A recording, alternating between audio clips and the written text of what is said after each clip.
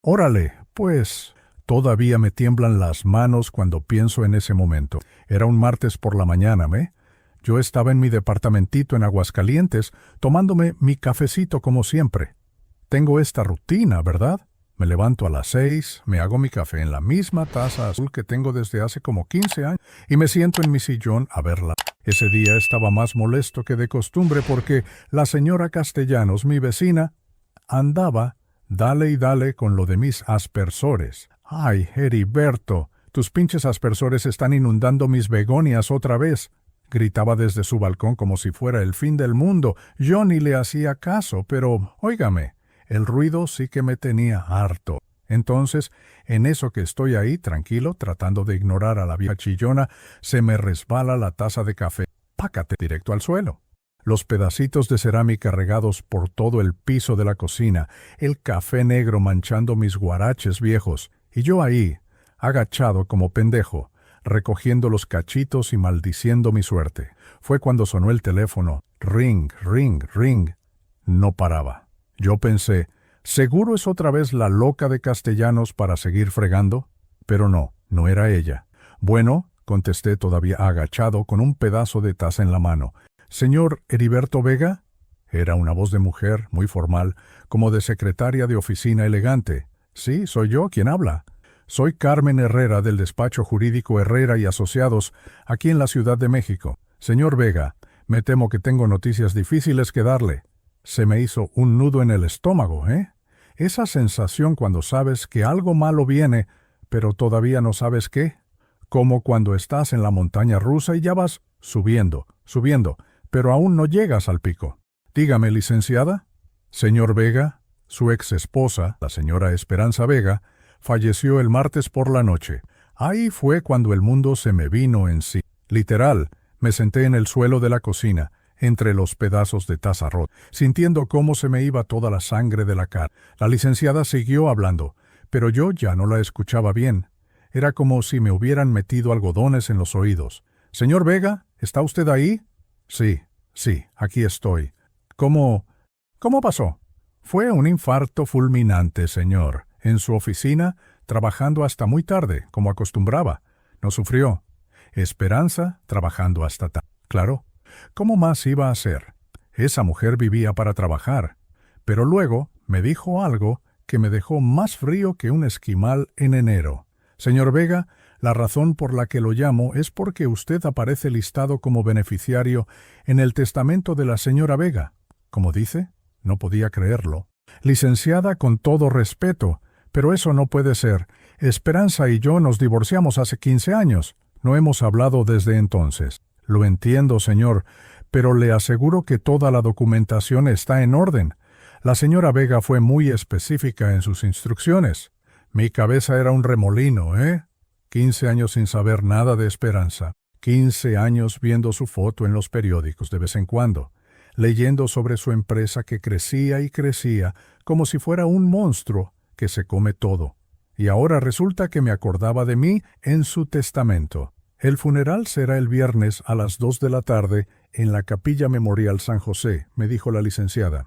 Y la lectura del testamento será a las 4:30 de la tarde en nuestras oficinas. Cuando colgué el teléfono, me quedé ahí sentado en el piso de la cocina no sé cuánto tiempo. Los pedazos de taza todavía estaban ahí, el café ya se había secado y se veía como sangre seca en el piso. La señora Castellanos seguía gritando de sus begonias, pero ya no la oía. Esperanza había muerto.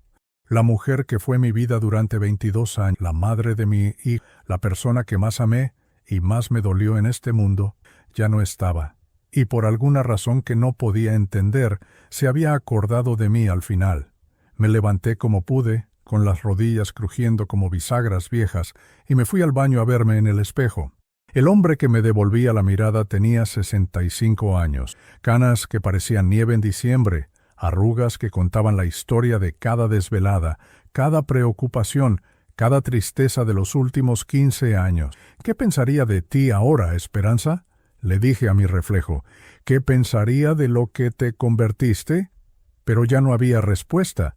Nunca la habría. Eso fue en 1987. Yo tenía como 30 años.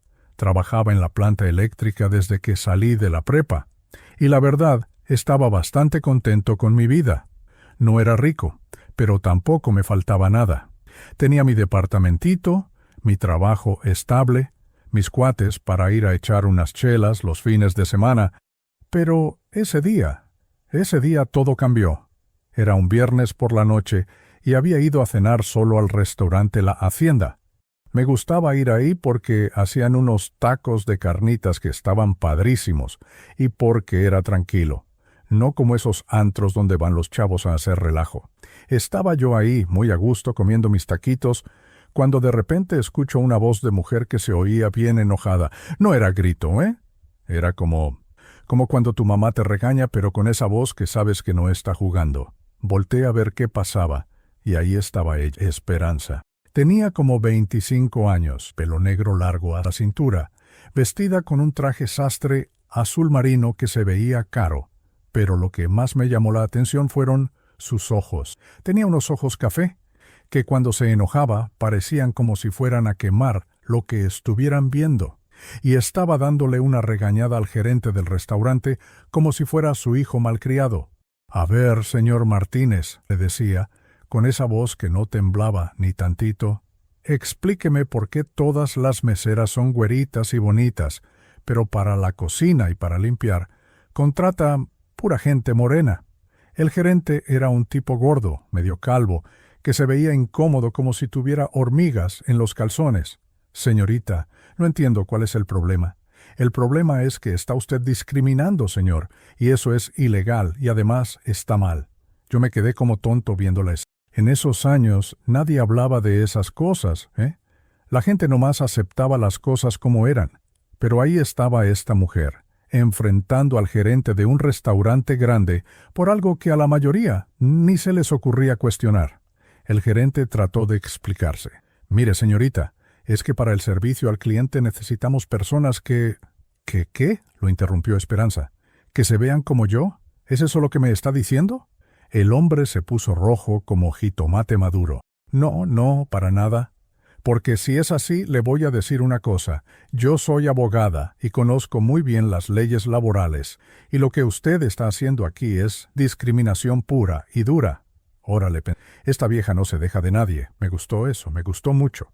Al final, el gerente le prometió que iba a revisar sus políticas de contratación y Esperanza se fue a sentar a una mesa cerca de la mía. Pero yo me quedé ahí, pensando en cómo había manejado la situación. No había gritado, no había hecho escándalo, pero había sido firme como pared de concreto. Cuando se estaba yendo, se me ocurrió hacer algo que nunca había hecho en mi vida. Me levanté y me acerqué. «Disculpe, señorita». Se volteó a verme con esos ojos café que ahora me veían con curiosidad en lugar de enojo. «¿Sí? Perdón que la moleste, pero lo que hizo ahí con el gerente estuvo muy bien. Se necesitan agallas para hacer eso». Se le dibujó una sonrisita como de sorpresa. «Gracias. No mucha gente piensa así». «Pues yo sí. Soy Heriberto Vega», le dije extendiéndole la mano. «Esperanza Morales», me respondió, y cuando me dio la mano sentí como si me hubiera tocado la luz. «¿Es usted realmente abogada?» «Sí, me gradué el año pasado. Tengo un pequeño consultorio aquí en Aguascalientes». Le pedí su tarjeta de presentación y ella me la dio, pero vi que dudó. Después me enteré de que pensó que yo era otro tipo que nomás quería ligar con ella. «No se preocupe», le dije. «No soy de esos que molestan a las mujeres, pero me gustaría invitarla a cenar algún día si no le molesta». Me vio fijamente por unos segundos que se sintieron como horas. «Trabajo en la planta eléctrica. Soy técnico en mantenimiento». Otra vez esa. Después supe que estaba pensando si valía la pena salir con un trabajador de planta. Pero algo debió ver en mí, porque me dijo: «Está bien, puede llamarme». Me tardé 3 días en juntar el valor para marcarle. 3 días, dándole vueltas a su tarjeta, practicando lo que le iba a decir, cambiando de opinión como 10 veces al día. Cuando finalmente la llamé, me dijo que sí, que podíamos cenar el sábado. Quedamos de vernos en Romanos, en la Avenida Juárez. Era un lugar más elegante de lo que yo acostumbraba, pero quería impresionarla. Llegué como media hora antes, nervioso como quinceañera, en su primera cita. Me había puesto mi mejor camisa, la azul que mi mamá me había regalado en mi cumpleaños, y unos pantalones que me había planchado como 3 veces. Cuando llegó Esperanza, se veía, Dios mío, se había puesto un vestido rojo, que le quedaba como si hubiera sido hecho especialmente para ella. El pelo lo traía recogido, pero se le escapaban unos mechoncitos que le caían en la cara. ¿Llegó hace mucho?, me preguntó. No, para nada, mentí. Acabo de llegar. Nos sentamos en una mesa junto a la ventana. Al principio estábamos los dos medio, pero poco a poco nos fuimos relajando. Hablamos de todo, su trabajo, del mío, de nuestras familias, de películas, todo menos de negocios, como ella me dijo después. Lo que más me gustó fue que me escuchaba de verdad. Cuando le platicaba de mi trabajo en la planta, no ponía esa cara de aburrimiento que ponen algunas personas. Me hacía preguntas, quería entender qué hacía exactamente, porque me gustaba. Y cuando ella me platicaba de sus casos, de los clientes que defendía, se le iluminaban los ojos de una manera que me hizo entender que había encontrado su vocación. ¿Sabe qué, Heriberto?, me dijo ya cuando llevábamos como 3 horas platicando. Usted no es lo que esperaba. ¿En qué sentido? La mayoría de los hombres que conozco siempre están tratando de impresionarme con lo que tienen o lo que saben. Usted nomás es usted, y eso me gusta. Esa noche, cuando la acompañé a su coche, supe que me estaba enamorando. No era nomás atracción física, ¿eh? Era algo más profundo. Era como si hubiera encontrado a la persona con la que quería platicar por el resto de mi vida. Y cuando se despidió de mí con un beso en la mejilla, sentí como si me hubiera ganado la lotería. Los siguientes 6 meses fueron como vivir en una nube, ¿eh? Nos veíamos cada fin de semana sin falta, y entre semana nos hablábamos por teléfono todas las noches. Esperanza trabajaba muchísimo, pero siempre encontraba tiempo para mí.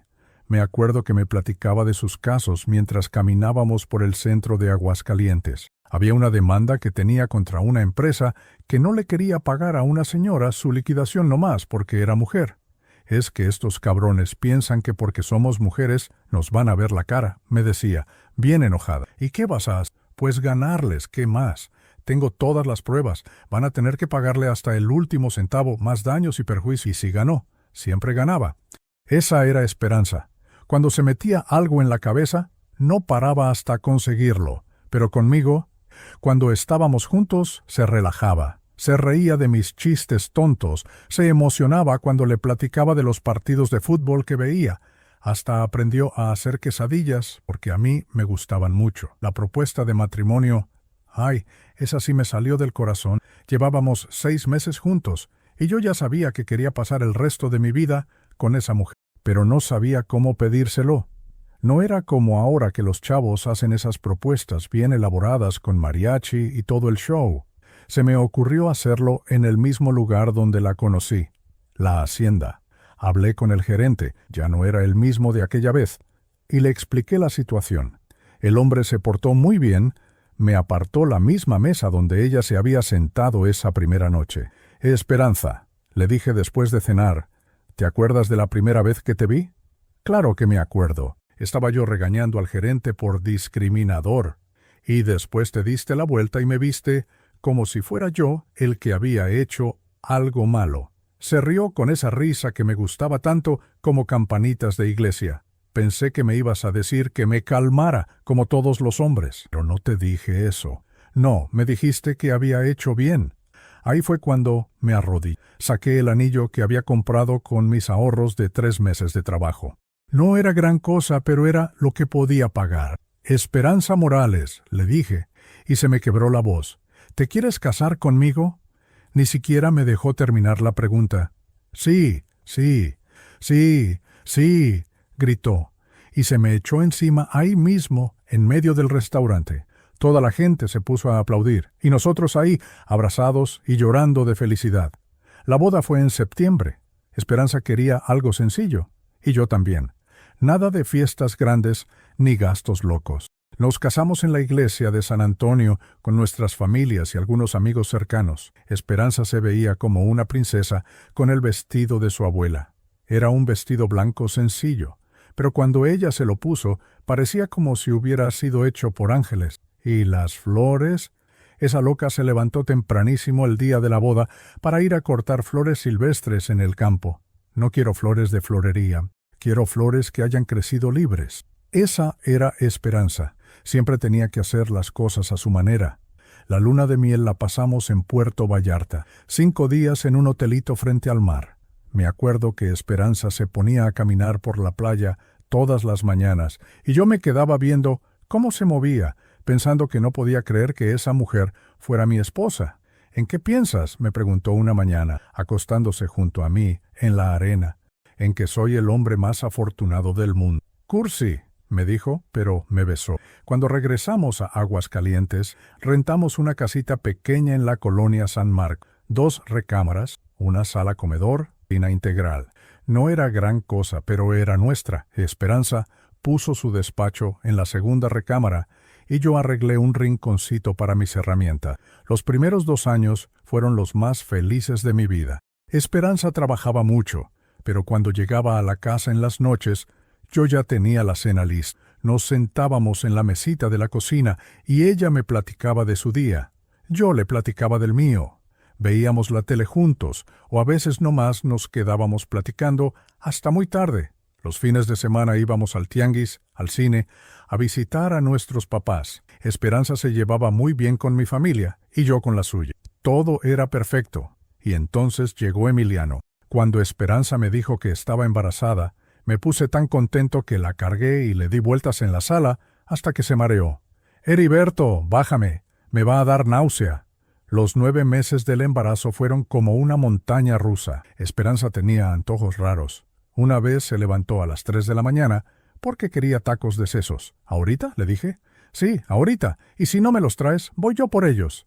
Tuve que vestirme y buscar algún lugar que estuviera abierto. Pero también tenía días difíciles. Se le hinchaban los pies, no podía dormir, se sentía gorda y fea. «¿Todavía me encuentras bonitas?», me preguntaba. «Más bonita que nunca», le decía. Y era la verdad. Cuando nació Emiliano, fue como un milagro. Un bebito rojo y arrugado que gritaba como si lo estuvieran matando, pero era el ser más hermoso que había visto en mi vida. Esperanza lo cargó y se puso a llorar. «Es nuestro bebé, Heriberto. Es nuestro». Los primeros meses con Emiliano fueron duros. El niño lloraba mucho. Esperanza estaba cansada, yo también. Pero también fueron mágicos. Ver cómo Esperanza lo cuidaba, con esa determinación feroz que tenía para todo, cómo se levantaba en las madrugadas para darle de comer, cómo le cantaba canciones de cuna con esa voz que ahora sonaba dulce en lugar de enojada, y ver cómo el niño crecía día a día. Sus primeros sonrisas, cuando empezó a sentarse, cuando dijo «¿Papá?», por primera vez. Esperanza se enojó porque dijo «¿Papá?», antes que «mamá». No es justo. Yo fui la que lo cargué 9 meses. Pero cuando Emiliano cumplió los 2 años, ella corría por toda la casa. Ya hablaba como cotorrita. Ya tenía su personalidad. Yo pensé que la vida no podía ser más perfecta. Claro que me equivoqué. La vida siempre puede cambiar. Y cambió cuando Esperanza decidió que quería hacer crecer su negocio. «Heriberto», me dijo una noche después de acostar a Emiliano, «quiero expandir el despacho». «¿Cómo?». «Contratar más abogados, conseguir clientes más grandes. Creo que podemos hacer algo importante». Debí haber visto las señales ahí mismo, debí haber entendido que cuando Esperanza decidía hacer algo, no había poder humano que la detuviera. Pero yo nomás pensé que quería crecer profesionalmente y eso me parecía bien. No sabía que estaba empezando a perder a mi esposa. Pues fue gradual, ¿eh? No fue de un día para otro. Fue como cuando se te está cayendo el pelo. No te das cuenta hasta que un día te ves en el espejo y dices, ¿qué me pasó? Cuando Emiliano cumplió 7 años, Esperanza le compró una computadora carísima, de esas que en esos tiempos costaban como el sueldo de 3 meses. Yo me quedé con la boca abierta cuando llegó la factura. «¿Para qué necesita una computadora un niño de 7 años?», le pregunté. «Porque el futuro es de los niños que entienden la tecnología, Heriberto. Si no le enseñamos desde ahora, se va a quedar atrás». Emiliano se volvió loco con esa máquina. Se pasaba horas y horas jugando, aprendiendo programas, y Esperanza lo alentaba. «Muy bien, mijo, así se hace. Tienes que estar siempre un paso adelante de los demás». Ahí fue cuando empecé a notar que ya no me veía igual. Cuando platicaba con Emiliano de fútbol o le proponía que fuéramos a pescar, ella me veía como si fuera un tonto que no entendía la importancia de preparar al niño para el futuro. El gran cambio llegó cuando nos mudamos a Las Lomas. Esperanza había conseguido un contrato con un consorcio minero, y el dinero que le pagaron era más de lo que yo ganaba en 2 años. Nos vamos a mudar, me dijo un día, como si fuera lo más natural del mundo. ¿A dónde? A una casa en Las Lomas. Ya la vi, tiene 3 baños y una cocina increíble. Las Lomas era donde vivía la gente rica de Aguascalientes. Yo nunca había pisado esa colonia. ¿Cuánto cuesta esa casa? No te preocupes por eso, mi negocio va muy bien. Mi negocio ya no era nuestro dinero, era su negocio. La casa era enorme comparada con donde vivíamos. Tenía una entrada circular, jardín grande, garage para 2 coches. Cuando entramos por primera vez, Emiliano se puso a correr por todos lados gritando de emoción. «Mira, papá, mi cuarto es enorme y tiene baño propio». Esperanza estaba radiante. «¿Qué te parece, amor?» Está muy bonita», le dije, pero por dentro me sentía como un pez fuera del agua. La cocina tenía una isla en el centro que era más grande que la sala de nuestra casa. La heladera tenía dispensador de hielos y agua. Había un comedor formal, una sala familiar, 3 baños completos. Era como un palacio para mí. «Vamos a necesitar una señora que nos ayude con la limpieza», dijo Esperanza. «Una casa así no se puede mantener sola». Y así llegó la señora Lupita, que venía 2 veces por semana a limpiar. Al principio me daba pena que otra persona limpiara mi casa, pero Esperanza me dijo que era normal, que toda la gente con dinero tenía servicio doméstico. Los muebles nuevos llegaron poco a poco. El comedor de caoba para 8 personas, la sala de cuero italiano, el televisor enorme para la sala familiar. El cuarto de Emiliano parecía tienda de juguetes, computadora nueva, videojuegos, libros, rompecabezas educativos, un telescopio, un microscopio. «¿No crees que es demasiado?», le pregunté a Esperanza una noche. «¿Demasiado qué?» «Tanto gasto, tantas cosas para el niño». «Heriberto, podemos pagarlo. Mi empresa está creciendo muy rápido». Tengo 5 abogados trabajando para mí ahora. 5 abogados. Cuando empezó, era ella sola en el cuartito de la casa. Además, siguió diciendo, quiero que Emiliano tenga las mejores oportunidades, no como nosotros que tuvimos que luchar tanto. Ese comentario me dolió, aunque no dije nada.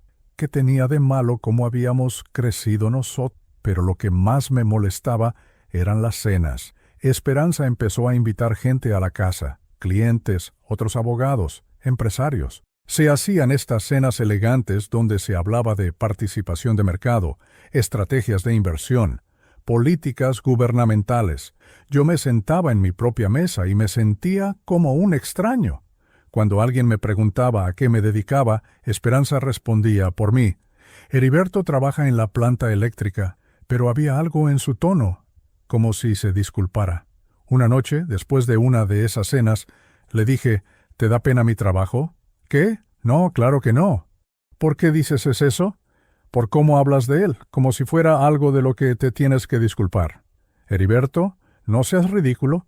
Tu trabajo es muy importante». Pero ya no me lo decía con la misma convicción de antes. Emiliano empezó a cambiar también. A los 10 años ya hablaba de programación con los invitados de su mamá. A los 12 criticaba los vinos en los restaurantes caros donde íbamos a cenar. «Este vino no está bien servido, papá. Debería estar a 18 grados». «¿Cómo sabes eso?» Me lo enseñó el sommelier del restaurante donde fuimos con mamá y sus clientes.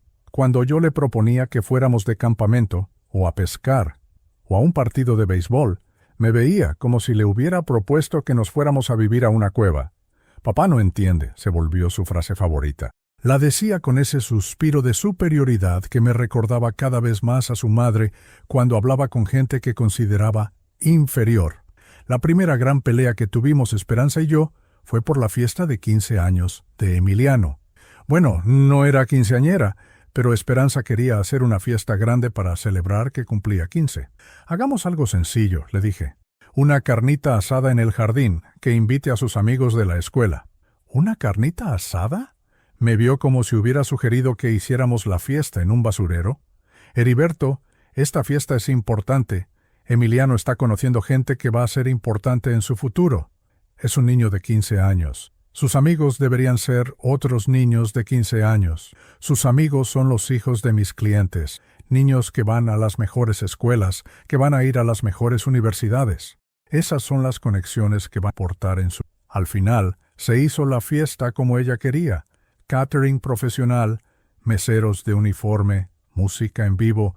Los invitados eran en su mayoría adultos, clientes de Esperanza, otros empresarios, políticos locales. Los pocos niños que había eran como Emiliano, vestidos como adultos pequeños, hablando como adultos pequeños. Durante la fiesta, vi a Emiliano parado solo junto a la alberca. Por un momento se veía como lo que era, un niño de 15 años perdido en medio de un evento de adultos. Cuando me acerqué a él, me dijo, «Está buena la fiesta, ¿verdad, papá? ¿Tú estás contento?» Se encogió de hombros. Mamá dice que es importante hacer estas conexiones. Esa noche, después de que se fueron todos los invitados, le dije a Esperanza, «¿No crees que estamos empujando mucho al niño? ¿Empujando hacia qué? ¿Hacia el éxito? ¿Hacia tener un futuro mejor? ¿Hacia ser alguien que no es? Heriberto, tú no entiendes. El mundo está cambiando. Si Emiliano no se adapta, se va a quedar atrás. ¿Adaptarse a qué? ¿A ser un snob que no puede hablar con gente normal?» Ahí fue cuando se enojó de verdad. ¿Gente normal como tú? Esas palabras me golpearon como puñetazo en el estómago. ¿Eso es lo que piensas de mí? ¿Que no soy lo suficientemente bueno para ustedes? No dije eso. No tuviste que decirlo. Esa noche dormimos en cuartos separados por primera vez en nuestro matrimonio, y aunque después hicimos las paces y volvimos a dormir juntos, algo se había roto algo que ya nunca pudo reparar. El final llegó durante el último año de universidad de Emiliano. Para entonces, Esperanza trabajaba como 100 horas a la semana. Literal, salía de la casa a las 6 de la mañana y regresaba a las 11 o 12 de la noche. Los fines de semana bien trabajaba. Yo me había convertido en el amo de casa, aunque ninguno de los dos lo admitía. Yo hacía las compras, llevaba la ropa a la tintorería, me encargaba de que la casa funcionara. Cuando Emiliano venía de visita de la universidad, era conmigo con quien hablaba de cosas prácticas, que si necesitaba dinero, que si tenía problemas con su coche, que si necesitaba que le enviara algo. Pero para las cosas importantes, para las decisiones de verdad, buscaba a su mamá. Y cuando hablaban, yo me sentía como un extraño en mi propia casa. Hablaban de negocios, de estrategias, de inversiones. Emiliano había estudiado administración de empresas, igual que su mamá, y los dos hablaban un idioma que yo no entendía. «Papá», me dijo una vez, «¿no has pensado en hacer algo más ambicioso?» «¿Cómo qué? No sé. Poner un negocio, usar tu experiencia en la planta para consultorías, algo así». «¿Y para qué? Estoy contento con mi trabajo». Me vio con esa mirada que ya conocía bien, la misma mirada que me daba su madre. «Es que, bueno, podrías hacer más». «¿Más qué?» «Más dinero».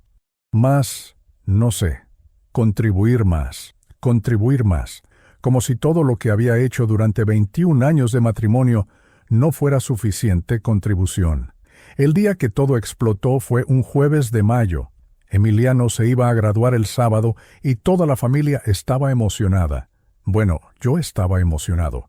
Esperanza estaba metida en una adquisición corporativa gigantesca que la tenía trabajando día y noche. «¿Ya tienes todo listo para el sábado?», le pregunté el miércoles en la noche. «¿Qué sábado?», me respondió sin levantar la vista de sus papeles. «La graduación de Emiliano». Se quedó callada por un momento y luego se llevó las manos a la cara. «Ay, no, no puede ser. ¿Qué pasa?». «Tengo una junta el sábado con los inversionistas japoneses. Si no voy, se cae todo el negocio». «Esperanza, es la graduación de nuestro hijo». Ya sé. «Pero esta es una oportunidad de 50 millones de pesos. No puedo dejarla pasar». «¿50 millones de pesos son más importantes que tu hijo?». «No es así de simple, Heriberto. Tú no entiendes cómo funcionan estas cosas». «Pues explícamelo. Explícame cómo es que una junta de negocios es más importante que ver a tu hijo recibir su título». Se paró de la mesa y me vio con esos ojos que ahora siempre parecían cansados. «Mira, Heriberto, todo lo que tenemos, esta casa, la universidad de Emiliano, nuestro estilo de vida, todo existe porque yo trabajo, porque yo tomo las decisiones difíciles. ¿Y yo qué? ¿Yo no he trabajado estos 21 años?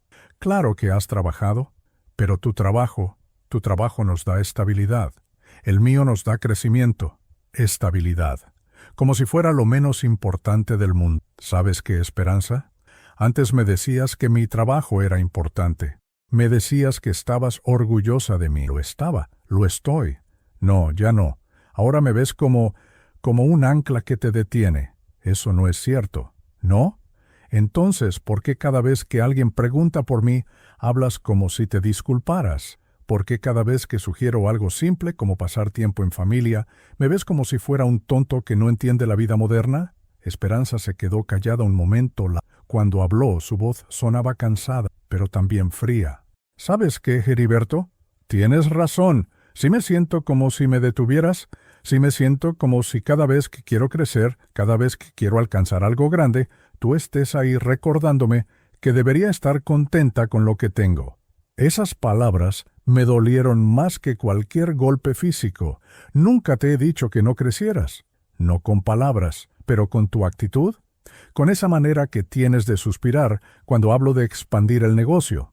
Con esa forma en que me ves cuando hago planes ambiciosos, como si fuera una niña tonta que está soñando despierta. Esperanza, yo te amo.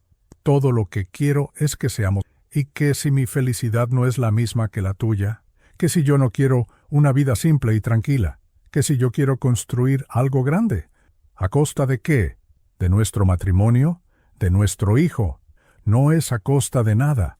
Es por nuestro hijo. Todo lo que hago es para darle un futuro mejor. ¿Un futuro mejor que qué? ¿Mejor que tener padres que se aman y que están presentes en su vida? Ahí fue cuando gritó. Realmente gritó. Si nunca así. Estar presente no significa estar físicamente ahí todo el tiempo.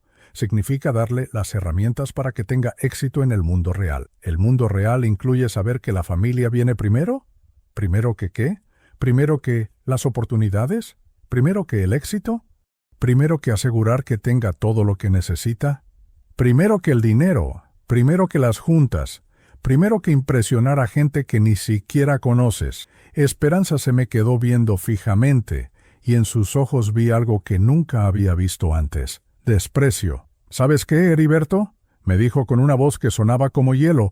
Si para ti es tan importante estar en esa graduación, ve tú. Yo tengo responsabilidades más importantes. Y se fue a su oficina, cerrando la puerta detrás de ella.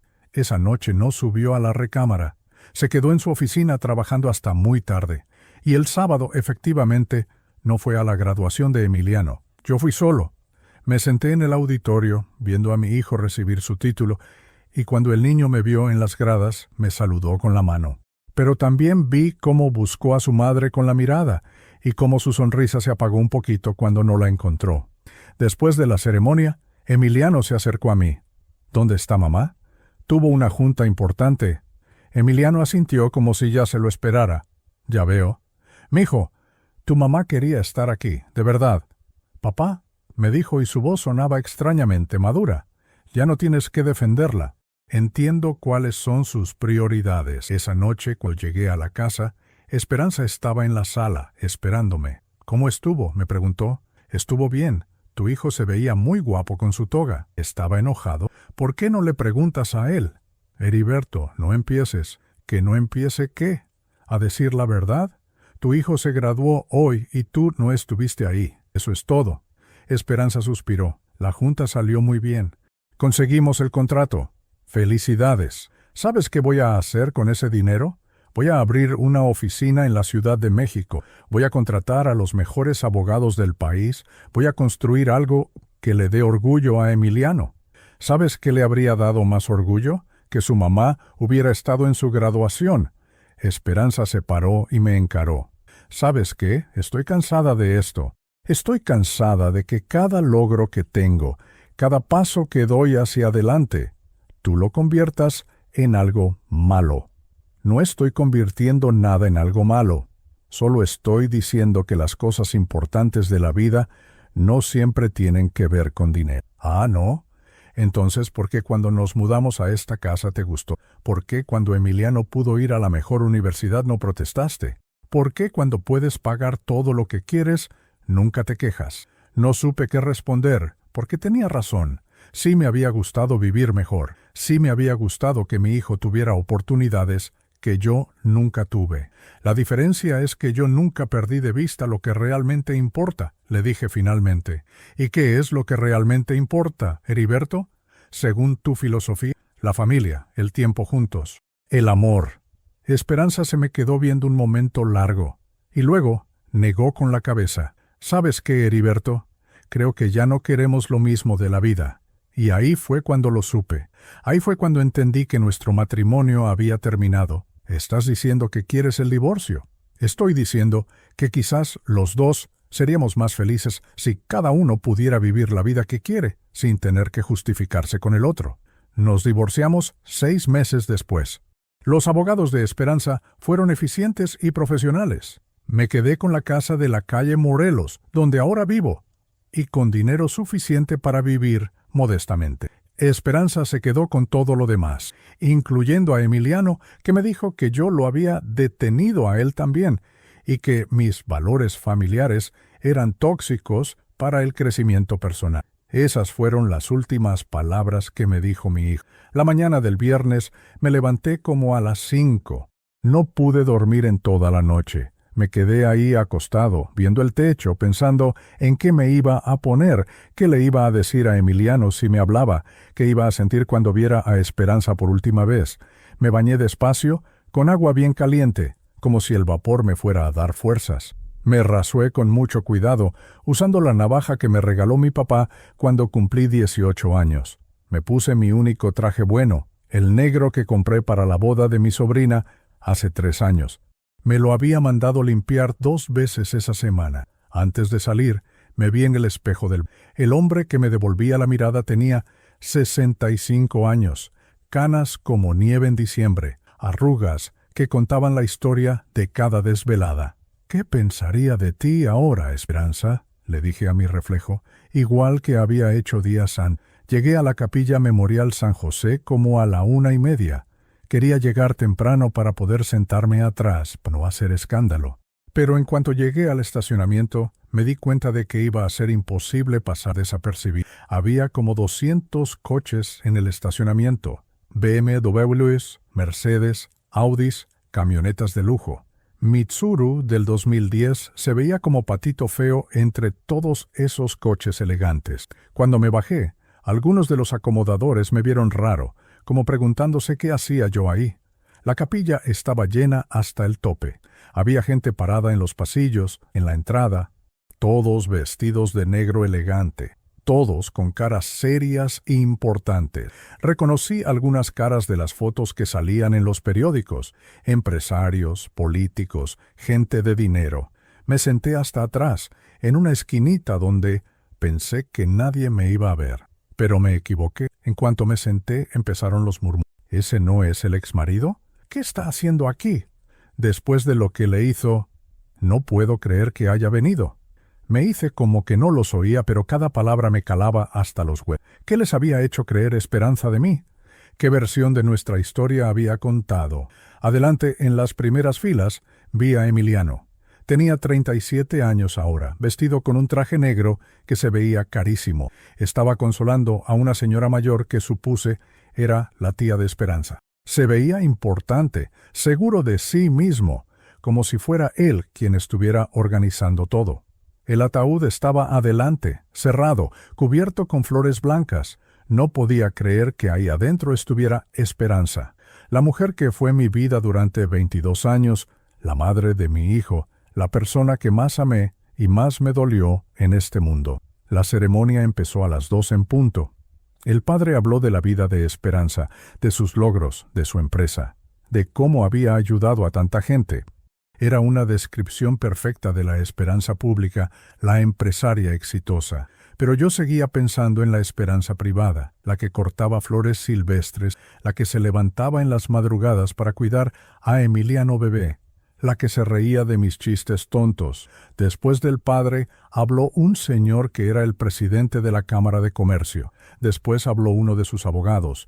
Después habló un cliente importante. Todos hablaron de la líder, la mujer que había roto barrera. Nadie habló de la mujer que había amado, las que había llorado viendo Titanic, que se ponía a cantar en la regadera los domingos Cuando terminaron los discursos, mi madre, empezó con voz firme, fue una de las mujeres más extraordinarias que ha producido este país. Habló de su visión empresarial, de su dedicación al trabajo, de cómo había sacrificado todo por construir algo importante. Todo, pensé.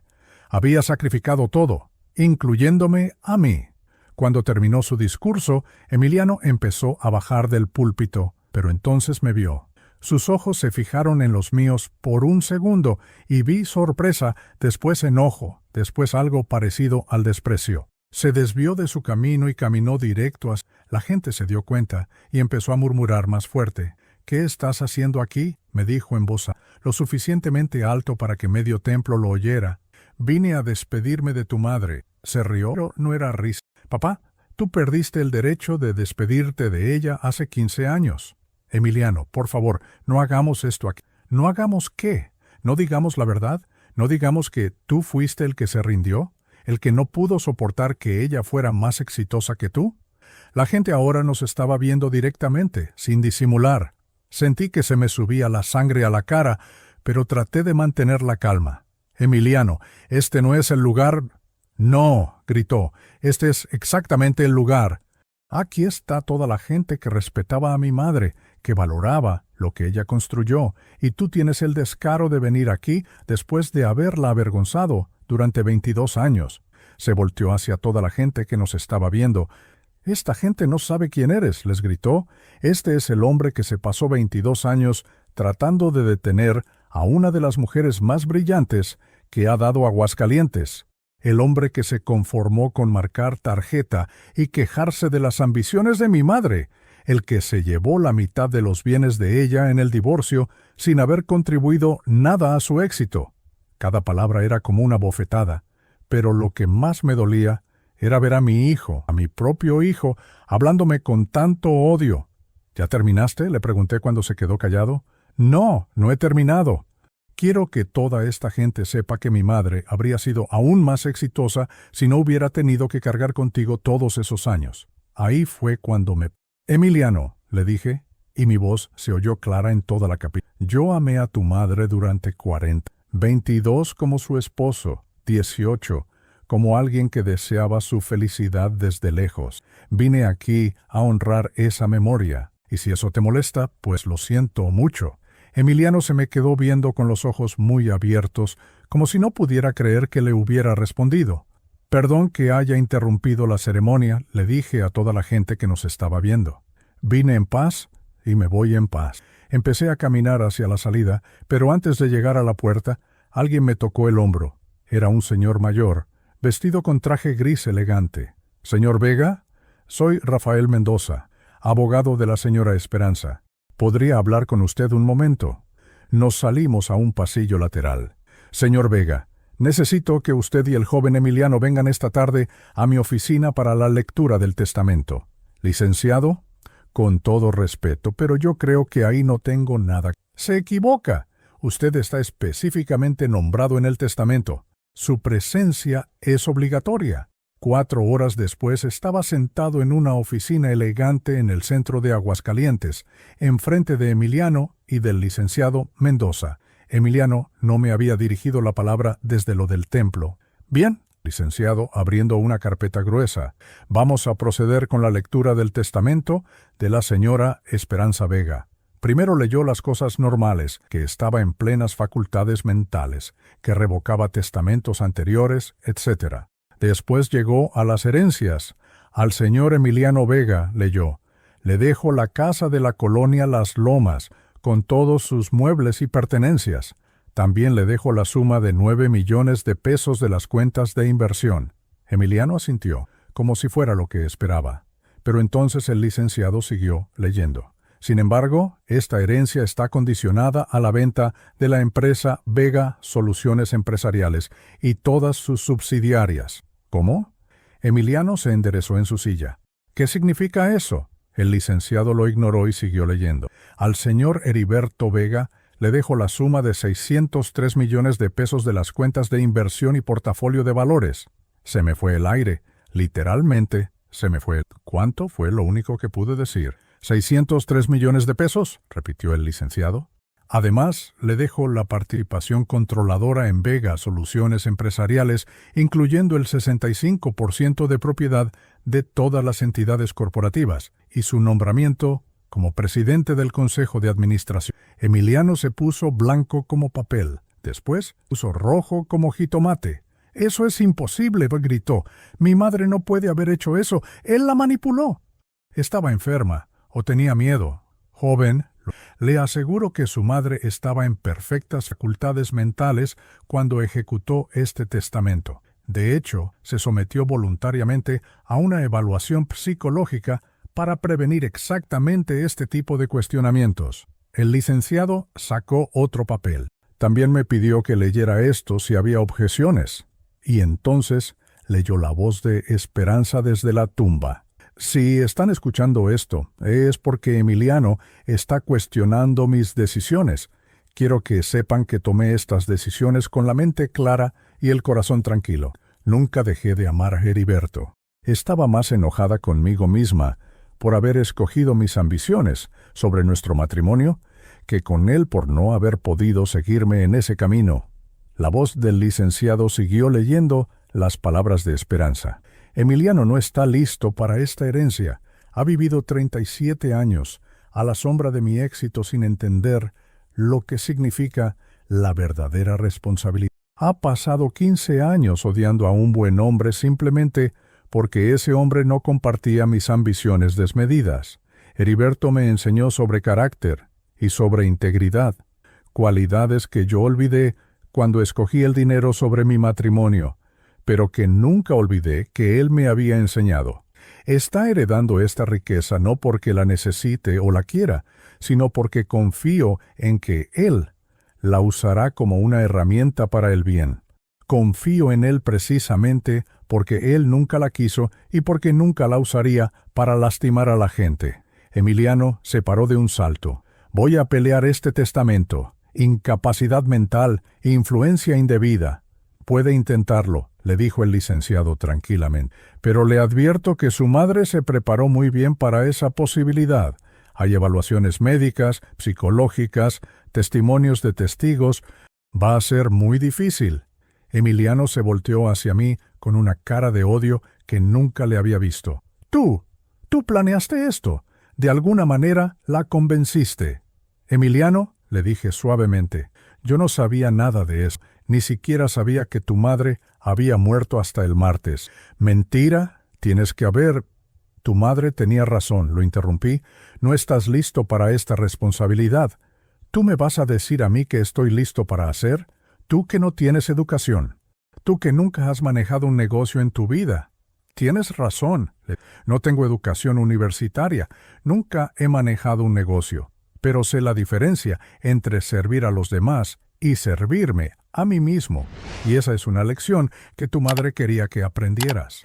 Emiliano me vio un momento más con esa cara de desprecio y después salió de la oficina azotando la puerta. El licenciado y yo nos quedamos ahí sentados un momento en silencio. ¿De verdad no sabía nada? Nada. Pensé que después del divorcio Esperanza me había borrado de su vida para siempre. Al contrario, revisó y actualizó este testamento cada año durante los últimos 10 años, siempre dejándole más dinero a usted y menos control de la empresa a Emiliano.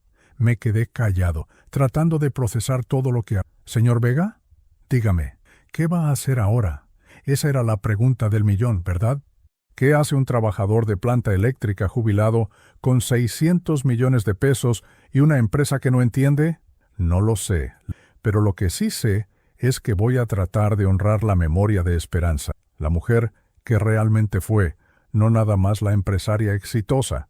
Cuando salí de esa oficina, el sol ya se estaba poniendo. Caminé hasta mi Tsuru viejo y me senté ahí un momento con las llaves en la mano. Esperanza. Después de todo lo que pasó, después de todo el dolor y la separación y los años de silencio, al final me habías estado viendo. Al final habías entendido que el amor de verdad no se trata de cuánto dinero tienes o qué tan exitoso eres. Se trata de quién eres cuando nadie te está viendo. Y quizás, solo quizás, había una oportunidad de usar esta herencia inesperada para hacer algo bueno en el mundo. Algo que le diera sentido a todo el dolor que habíamos pasado. Arranqué el coche y me fui a casa. Tenía mucho en qué pensar. Gracias a usted por escucharme. Sabe, durante 15 años pensé que mi historia había terminado con el divorcio. Pensé que todo lo que había construido con esperanza había sido un error, un fracaso. Pero ahora entiendo que a veces las historias tienen finales que uno nunca esperó, y a veces la justicia llega de maneras que uno nunca imaginó.